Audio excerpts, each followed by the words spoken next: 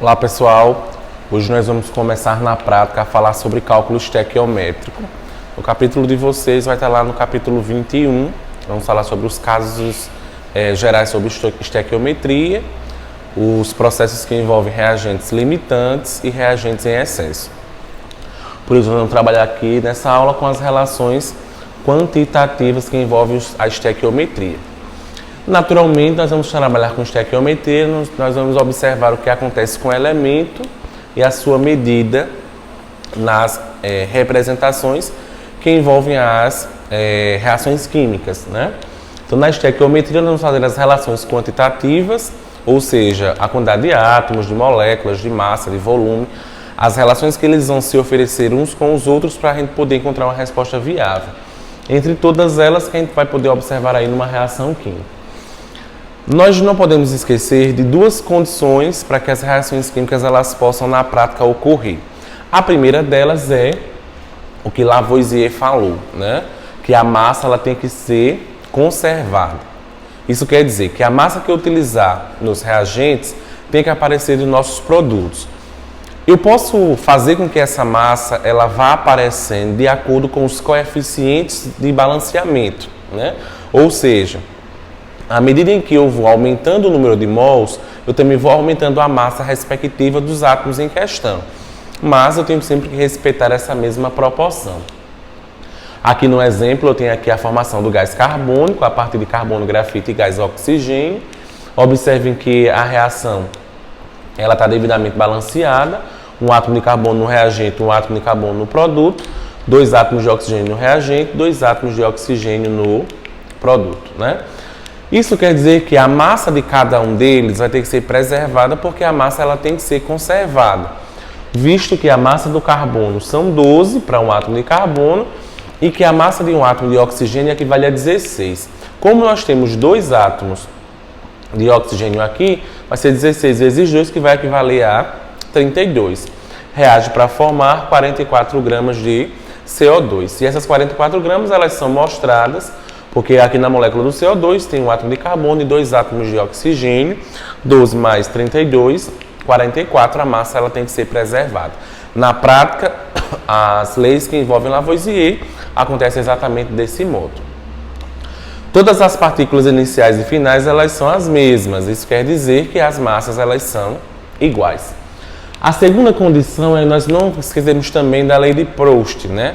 Onde fala que as proporções entre as relações envolvidas na reação química elas têm que ser constantes, né? Isso quer dizer que a relação que eu tenha sobre reagentes e produtos elas têm que estar sempre na equivalência constante. A mesma condição, né? Para carbono e oxigênio produzindo CO2, eu tenho aqui a relação, né? Eu posso ter de 2 carbonos, né? Cada um deles. Se eu puder simplificar isso, eu consigo simplificar, mas a relação que eu vou aplicar sobre cada um dos participantes da reação química também tem que ser constante, né? Se nós duplicarmos a quantidade de átomos de todas as substâncias, todas a tendência é que elas dobrem, né? Então, se antes eu tinha apenas um átomo aqui, um mol aqui, né? Agora, se eu duplicar, eu também duplico para todos. Essa é a relação que nós aplicamos à lei das proporções constantes ou definidas, né? Como é que nós vamos aplicar agora que nós já falamos sobre os casos instrumentais sobre química, né? As fórmulas que nós podemos aplicar. Algumas relações molares atribuem-se aqui às reações químicas. Eu tenho aqui um exemplo comum de uma equação que está devidamente balanceada, que é a síntese da ureia, da amônia, né?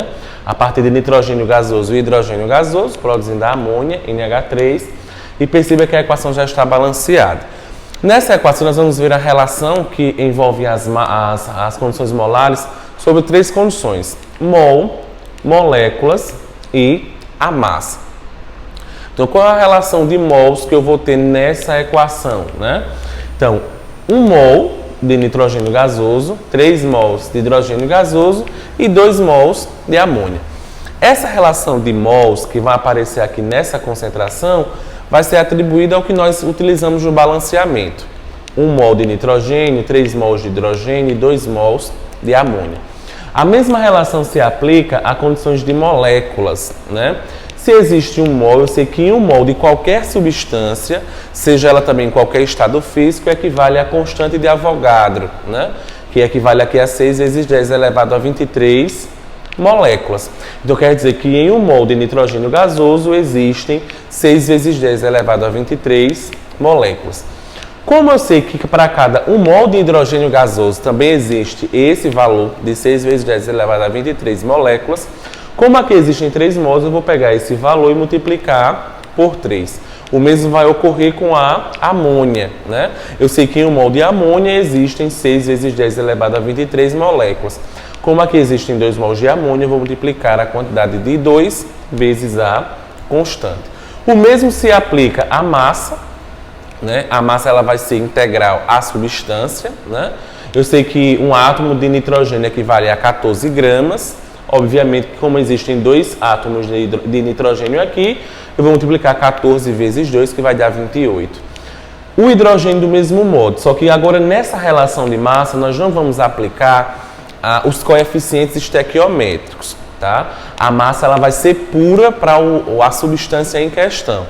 Nós não vamos multiplicar a massa agora, pelo menos não, nessa relação constante com o que aparece no cálculo estequiométrico, tá? Então a gente vai precisar aí observar a massa pura da substância, ou seja, a massa para 1 mol ou para a substância nitrogênio gasoso equivalerá sempre a 28. O mesmo acontece para o hidrogênio, né? 1 vezes 2, 2 vezes 3, 6, e para a amônia do mesmo modo, 2 vezes 17, 34. Por último, nós vamos ter aqui a relação do volume, né? Que a relação de volume ela vai seguir uma regra que é sobre as condições normais de temperatura e pressão. Eu sei que para 1 mol de qualquer substância, nessas condições, equivale a 22,4 litros, né? Então, como aqui existe 1 mol de nitrogênio gasoso, é comum de nós encontrarmos aqui 22,4 litros. Como aqui existem 3 mols de hidrogênio gasoso, 3 vezes 22,4, e para a amônia do mesmo modo, 2 vezes 22,4, que vai chegar nesse valor. Então essa é a relação que nós já aprendemos no capítulo anterior de como que as regras de mol, de moléculas, de massa, de volumes, elas são aplicáveis a uma reação química. Ou seja, as questões elas podem lhe questionar qual vai ser a quantidade de mols numa reação, qual vai ser a quantidade de moléculas numa reação, qual vai ser a quantidade de massa numa reação, qual vai ser a quantidade do volume numa reação. Ou, do mesmo modo, ele pode pedir respectivamente as 4. Então, por isso que é importante nós memorizarmos como que cada uma das substâncias vai se comportar de acordo com as relações molares. Os casos gerais de estequiometria, eles vão seguir algumas regras, tá? Essas regras que vão estabelecer uma situação, uma relação, né? Entre os casos gerais que envolvem a estequiometria, que envolvam as suas regras, e o que vai aplicar aí a regra de 3, né? Então, é muito comum na estequiometria nós resolvermos majoritariamente as questões a partir de uma regra de 3. Mas para que essa regra de 3 ela seja montada, ela seja seguida, se faz necessário que nós seguimos aí alguns casos gerais que envolvam a estequiometria na prática. A primeira delas é que nós devemos sempre escrever a equação química. Como que escrever a equação química? Através dos dados que a questão vai oferecer, que vai ser altamente teórica, vocês vão precisar encontrar a equação para você poder responder a questão. Por isso, a necessidade de você conhecer quem são os participantes de uma equação. Quem são as substâncias simples, quem são as substâncias compostas, quais são os compostos iônicos, quais são os compostos moleculares. E só assim vocês poderem fazer a equação química e escrevê-la de uma forma geral para poder seguir o restante das regras. Na segunda regra, nós precisamos fazer o balanceamento. Nós já aprendemos no livro 5 que caso as equações elas não estejam balanceadas ou elas estejam balanceadas incorretamente, os resultados não serão os corretos. Por isso que é importante nós fazermos o balanceamento de uma equação e depois provar se realmente está correto aquela equação, tirando algumas conclusões sobre a equação. Na terceira regra aqui, eu preciso identificar as substâncias que estão envolvidas no problema. Essas substâncias que estão envolvidas no problema, elas relacionam os dados que a questão ela vai propor, tá? E os dados que envolvam a pergunta. Como? Geralmente as questões elas vão falar, por exemplo, sobre carbono, sobre hidrogênio, sobre nitrogênio, e vai aparecer lá como dado na questão o que você vai precisar usar para respondê-la. Pode ser a massa atômica, pode ser a massa molecular, pode ser a massa molar, pode ser a constante de Avogadro, pode ser o volume, né, nas condições normais de temperatura e pressão, pode ser temperatura. Então, nesses casos, nós vamos precisar dos dados que a questão vai oferecer, tá? E os dados que a questão vai perguntar. Qual a massa de carbono existente na combustão de 32 gramas de gás carbônico? Então, esses são os dados que a questão vai oferecer. Sempre vai aparecer uma incógnita. Nós não vamos responder uma questão que não apareça incógnita. Ele vai sempre perguntar qual vai ser a relação que nós vamos encontrar sobre um dos participantes que vocês vão precisar encontrar na equação. Sequenciando, eu vou precisar também identificar a relação referencial, né? E essa relação referencial vai ocorrer entre as quantidades de matéria.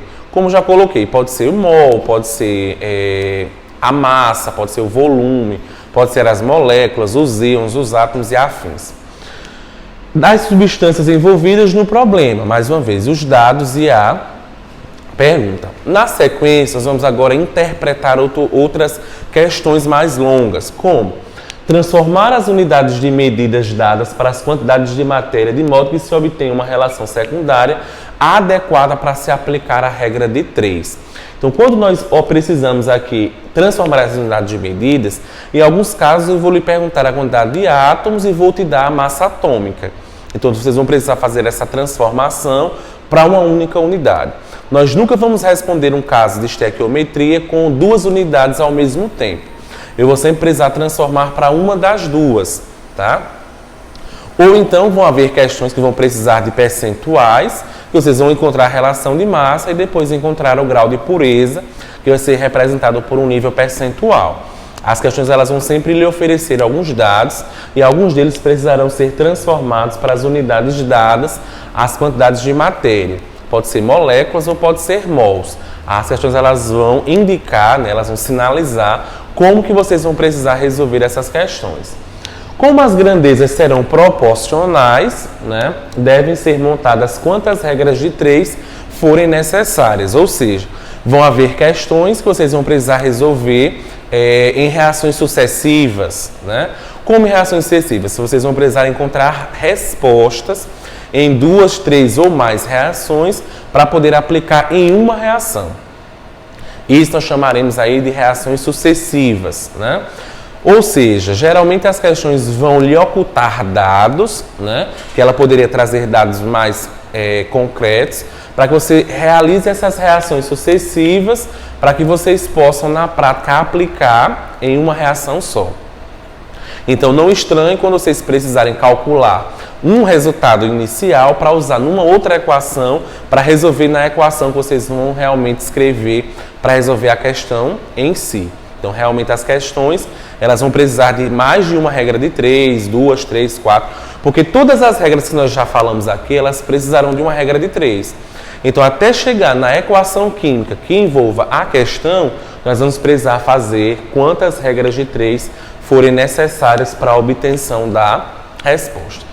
E por fim, aqui nós vamos sempre expressar as unidades de todas as medidas e nunca esquecer de conferir se a resposta encontrada condiz, né, com o que foi pedido na questão.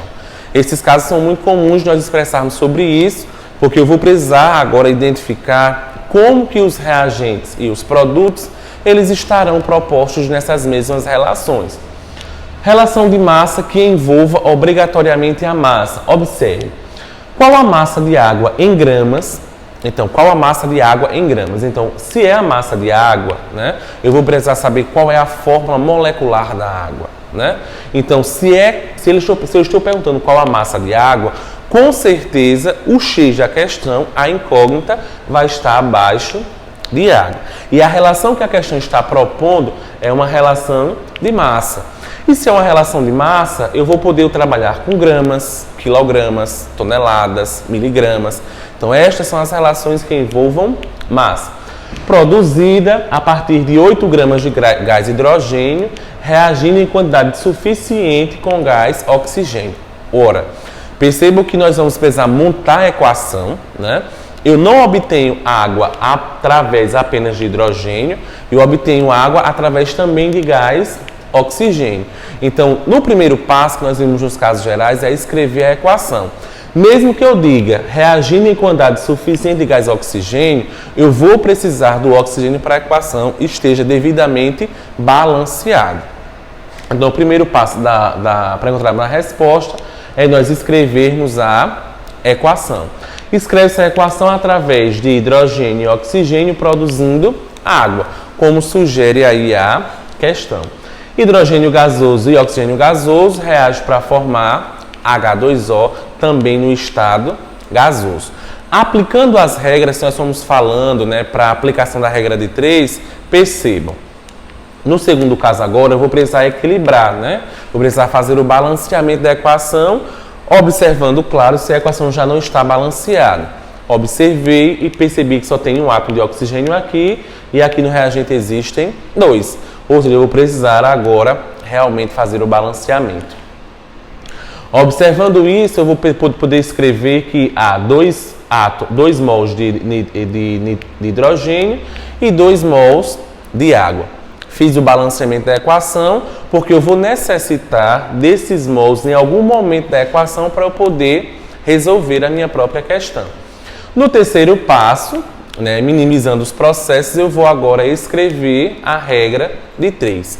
Aí nós precisamos observar 2 questões. Uma que é o dado, né, os dados que a questão vai oferecer, e segundo, são os dados que a pergunta vai nos questionar. Observando isso, eu percebo que qual vai ser a quantidade de massa, né, produzida a partir de 8 gramas de gás hidrogênio, reagindo em quantidade suficiente com gás oxigênio. Eu sei que para cada 2 mols de hidrogênio, reagem também 2 mols de água. Lembrem-se da lei de Lavoisier, né, e da lei de Proust. Principalmente agora a lei de Proust, para que nós apliquemos aqui a lei das proporções constantes, né, as proporções definidas. Para cada 2 mols de hidrogênio, também existem 2 mols de água, né? Observando essa quantidade molar, nessa relação de mols, nós vamos aplicar aqui, a questão está dando em gramas, eu preciso associar o Q de hidrogênio e o Q de água vão relacionar também as gramas. E aí a gente lembra que é a massa molecular, né? A massa de um átomo de hidrogênio é 1, como aqui existem 2 átomos de hidrogênio, eu vou multiplicar 1 vezes 2, né? Que vai dizer igual a 2. Como na equação balanceada existem 2 mols de H2, 2 vezes 2, 4. Então, vai reagir na questão 4 gramas de hidrogênio gasoso. Para a molécula de água, do mesmo modo, 1 vezes 2, 2, mais 16, 18. Como existem 2 mols de água, eu vou aqui trabalhar com 36 gramas de água. Então, a relação inicial dos dados fixos, né, que das 2 linhas das regras de 3, a primeira são os dados fixos, né, que são os que aparecerão aqui, e na segunda linha serão os dados que a questão vai nos oferecer. Ou seja, eu quero saber qual é a quantidade de massa de água em gramas, então X embaixo de água, reagindo com 8 gramas de gás hidrogênio. Então, unidade abaixo de unidade e as relações que eu possa ter de átomos ou de moléculas sequenciadas do mesmo modo. 8 gramas de água e a massa respectiva de água, né? Matematicamente eu resolvo isso aqui facilmente, né, com regra de 3. Nesse primeiro membro aqui eu vou cortar grama com grama, né, porque as unidades iguais elas serão cortadas. Vai realmente sobrar as gramas que acompanham lá a molécula de água, né? 4 vezes M é igual a 8 vezes 36. A massa de água suficiente vai ser igual a 72 gramas de água, né? Perceba que é uma relação muito simples, né? A regra de 3 ela é aplicada também de forma muito simples para que a gente possa estabelecer todas as regras e seguir os dados sequenciados. Relações de massa mais uma vez, que envolvem aqui as moléculas. Nesse caso agora está falando da síntese de água. Quantas moléculas de água são produzidas a partir de 16 gramas de oxigênio? Agora eu já vou usar a outra relação que eu posso ter envolvida na equação, que é do átomo de oxigênio, né? Escreve a equação, equilibra a equação, converte as unidades, né? 1 mol de O2, 2 mols de água, né? 32 gramas de oxigênio, 12 vezes 10 elevado a 23 moléculas de água, né? Então, eu quero saber agora como que eu vou trabalhar essas 16 gramas de gás oxigênio, né? E a relação que eu vou ter entre a síntese de água. Mais uma vez, regra de 3. Gramas vão cortar com gramas, né? Porque a questão ela pede moléculas, né? Então, se tem moléculas e gramas, eu não posso trabalhar com as duas ao mesmo tempo, né? Então, eu vou precisar converter essas unidades. 1 mol de uma e 2 mols da outra, né? Aí encontro a relação de 6 vezes 10 elevado a 23 moléculas de água. Para o volume e massa também do mesmo modo, a gente precisa seguir todas as regras, né? Escreve a equação, balanceia a equação, converte as unidades, 3 mols de hidrogênio para 2 mols de amônia, né? 6 gramas de hidrogênio, 44,8 litros de amônia, né? Porque eu tenho 2 mols aqui.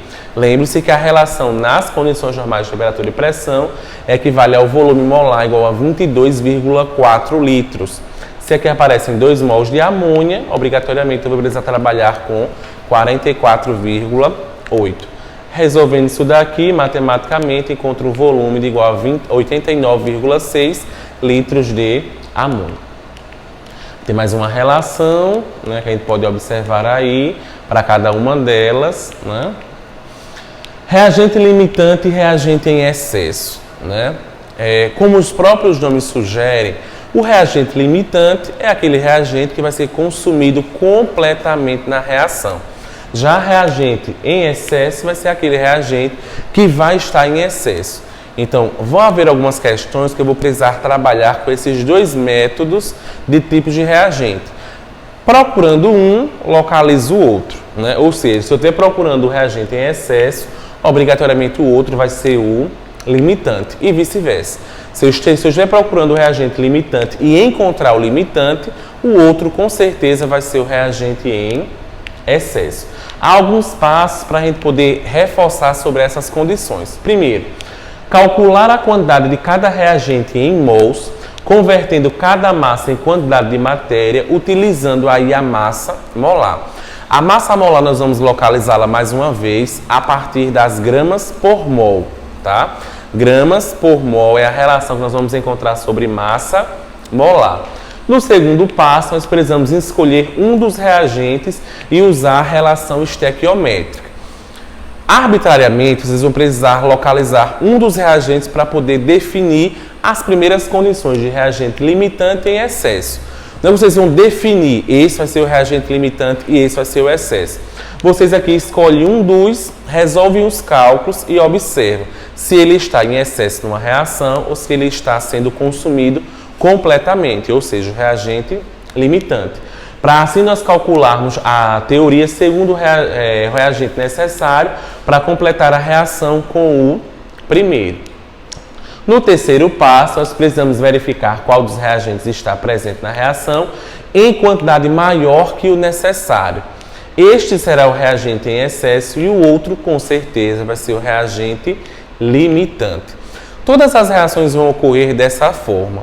Escolho um dos reagentes para trabalhar os cálculos com ele e, consequentemente, se ele estiver sendo consumido totalmente, aquele com certeza vai ser o reagente limitante. E o outro, consequentemente, vai ser o excesso, porque nós nunca teremos as mesmas quantidades para ambos. Um vai ser numa quantidade maior e o outro vai ser realmente numa quantidade menor. Quando as condições que envolvam rendimento, nós vamos precisar calcular alguns índices do que acontece com os reagentes e do que vão acontecer com os produtos na prática de uma equação. Vejam o seguinte, a combustão de 36 gramas de grafite, né, que aqui é o carbono, a substância alotrópica, provocou a formação de 118,8 gramas de gás carbônico. Qual foi o rendimento dessa reação, sabendo que a massa do carbono é 12 e a massa do oxigênio são 16. Observe que eu tenho aqui carbono e tenho gás carbônico, mas eu sei que a combustão ela só ocorre na presença de oxigênio. Então, quando eu for escrever a equação, eu preciso saber que carbono-grafite reage com oxigênio para produzir gás carbônico, né? Então, escreva a reação, como está proposta aqui, né? Eu sei que não vou utilizar a relação aqui, né, para resolver a questão de oxigênio, ele só foi importante para fazer o balanceamento e para escrever realmente a equação, né? 1 mol de carbono, 1 mol também de CO2, né? Massa do carbono 12, massa do gás carbônico 44, né? 36 gramas equivale aí à relação que eu tenha sobre o carbono, né? E eu quero saber qual vai ser a massa de carbono. Observe que eu preciso aí de uma reação sucessiva, né? Então, a massa existente nessa queima aqui equivale a 132. Se eu estou trabalhando com rendimento, eu vou trabalhar com percentual. Então, eu sei que a queima completamente disso daqui equivale a 132 gramas, né? Só que eu preciso fazer a relação do meu rendimento, né? Ou seja, esses 132 gramas vai equivaler a 100%, né? Então, se eu quero saber o rendimento da queima de 118 gramas de gás carbônico, e eu sei que 132 gramas equivale a 100%, eu quero saber aqui quanto que de 100% equivale a 118 gramas de gás carbônico, né? Observando isso daqui, matematicamente, 90% foi aqui o rendimento de gás carbônico nessa respectiva reação. Outras condições de pureza também são aplicadas aos mesmos dados quando a gente começa a observar todas as unidades. Todas as questões elas vão precisar de dados que envolvam essa relação. E essa relação vai ser aplicável a cada uma das reações estequiométricas. Percebam que as reações, na maioria das vezes, elas são sucessivas. Ou seja, eu vou precisar resolver com uma regra de 3 para aplicar esse resultado numa outra regra de 3. Então é importante a leitura da questão, né, interpretar o que os dados eles estão nos mostrando, extrai-se os dados, escreve a equação e pode perceber o que vocês vão precisar utilizar nas equações para responder as questões. Algumas delas vocês podem encontrar métodos que resolvam diretamente, mas nem sempre vocês vão conseguir encontrar esse resultado resolvendo diretamente esta equação, né? Quando o reagente limitante, né, a gente vai precisar encontrar soluções para aplicar aquelas regras que foram mostradas passo a passo. Observem aqui. 10 gramas de ácido sulfúrico são adicionadas a 7,40 gramas de hidróxido de cálcio. Sabe que um dos reagentes está em excesso. Após completar a reação, quanto que restarão? Eu sei que escrevendo a equação, né, ácido sulfúrico e hidróxido de cálcio, um ácido e uma base, reage por uma reação do tipo neutralização, produzindo um sal e água, né?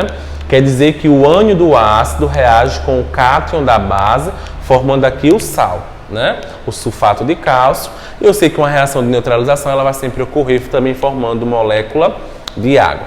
Fazendo o balanceamento da equação, só atribuir aqui o coeficiente 2 à água, né? Observando aqui as reações, nós vamos ter que localizar quem vai ser realmente o reagente limitante, né? Então, 1 mol de ácido sulfúrico está reagindo aqui com 1 mol de hidróxido de cálcio, respeitando aqui o balanceamento da equação. 98 gramas, que é a massa do ácido sulfúrico, né, reage aqui com 74 gramas de hidróxido de cálcio. Eu quero saber aqui qual vai ser a massa, por exemplo, de ácido sulfúrico, já que eu tenho que localizar um dos, né, para reagir com hidróxido de cálcio, né? Regra de 3, aplica aqui, encontrei 9,8 gramas de ácido sulfúrico, né? Então eu sei que o ácido sulfúrico vai estar em excesso, né? Isto que a massa dele, representada na questão, foi maior que a massa do hidróxido de cálcio. Por isso que aqui ele vai estar em excesso. Então, a massa em excesso vai ser igual à massa dos adicionados menos a massa do que foi consumido, né? Então, a massa do excesso foi 10 gramas que foram adicionadas menos apenas 9,8 gramas de ácido sulfúrico que foi consumido em questão. Logo, a massa de excesso aqui que reagiu foi de 0,2 gramas de ácido sulfúrico, né? Visto que ele, em questão aqui, ele foi aqui o reagente que esteve em excesso, né? Então, para eu localizar isso, eu pego a massa, para encontrar a massa, quanto que foi que esteve em excesso, né? Vou pegar aqui os adicionados, que foram 10 gramas, e subtrair do que foi consumido, que foram 9,8 gramas em excesso. Nesse caso aqui, nós vamos precisar aplicar algumas regras, tá? Esse capítulo realmente é curtinho, fica aqui as atividades e na nossa aula online nós concluímos com essas atividades. Até o próximo vídeo.